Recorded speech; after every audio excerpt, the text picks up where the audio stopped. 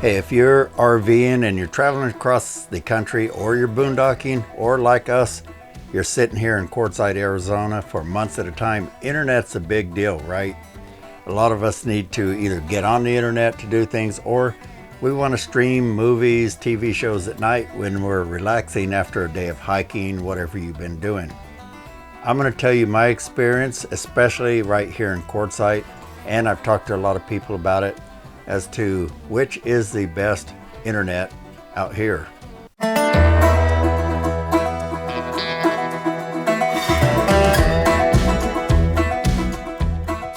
Okay, let's get on this subject here. You can see I'm a full-time YouTube creator. I've actually got two channels.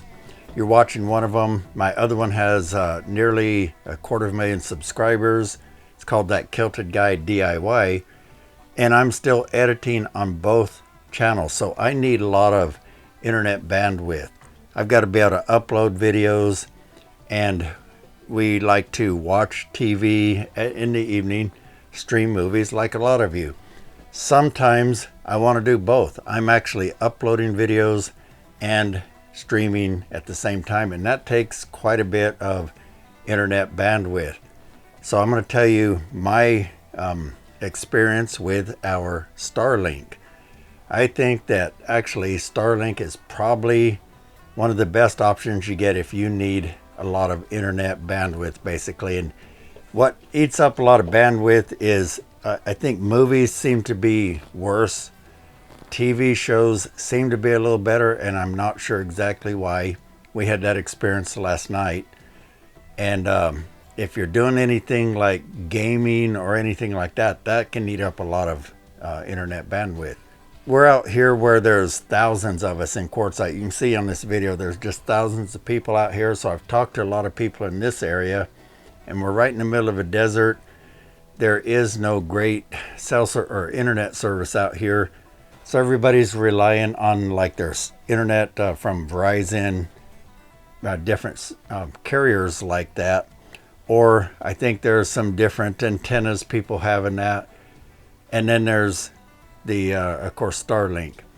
Now, I can tell you right off the bat that we know several people who have gone out and bought the Starlink system since we've been here. Why are they doing that? Well, it's obviously because they're not real happy with their current internet using their phones and that. I've had people say that in the evening, it can just crawl to come to a complete crawl where you can barely get anything to load. Takes forever for a web page to load on a tablet, whatever, and trying to watch movies in that is really difficult. And I've had a number of those people also say that when they switched to Starlink, it got a lot better. Now, is it as good as home service? No, definitely not. I think they actually throttle us down, but I'm not positive yet. But I can tell you that we have done video conferencing, like with my doctor. I had an appointment. I did that at one point, and it went through just fine, the voice and the video. We have at times been watching TV, streaming shows like, off Netflix and that, while I was on here uploading a video, and that actually went through fine too. We didn't see any degradation. I'm sure it was a little slower uploading, but I'm not in that big a hurry as long as it gets it done in, the time that we've got the computer fired up. And also, it's been working really good. I hear from everybody out here that they like Starlink better because overall, it doesn't bog down as much. Now, in the evening when people start watching movies and that at like 7 p.m., 6 p.m. to 8 p.m., it's probably the prime time. We have seen it slow down a little, and what it usually will do is pause. Nope. It will just stop, pause for 2 or 3 seconds, then it takes off again. And it only does this maybe 3 or 4 times during a show, and that's only at the worst times. After that, most of the time after 8, 9 o'clock in the evening or before that, it's pretty much flawless. Now, the big downside to Starlink, of course, is the cost. You're going to spend about $600 right up front getting the equipment. The other downside might be that it might be a little bit harder to install for some of you. if you want it on an antenna. Now you can just take it and set it out on the stand that comes with it right out on the ground, and it works perfectly fine. We chose to put ours on our flagpole here because number one, it avoids us tripping over the cables. You've got to get the satellite far enough away from your RV that it doesn't block the signal, or put it on the correct side where it doesn't block it. So we just chose to put it up there. It's got a clear sky. It's never blocked by anything. There's no such thing as trees out here that are tall enough to shade us. So it works really good. But we have used it on the ground, on a picnic table on the ground, and it worked fine there too, as long as it can see the part of the sky that it needs to see for the satellite. So there is that downside of a little bit of installation and a little bit of cost. Now, if you use your cell phone, you might have to have a jet pack or different things. So you may have some expenses there too. Comment down below. Tell me what you're using, what kind of speeds you're seeing. I'm going to show you some speeds I have recorded off of.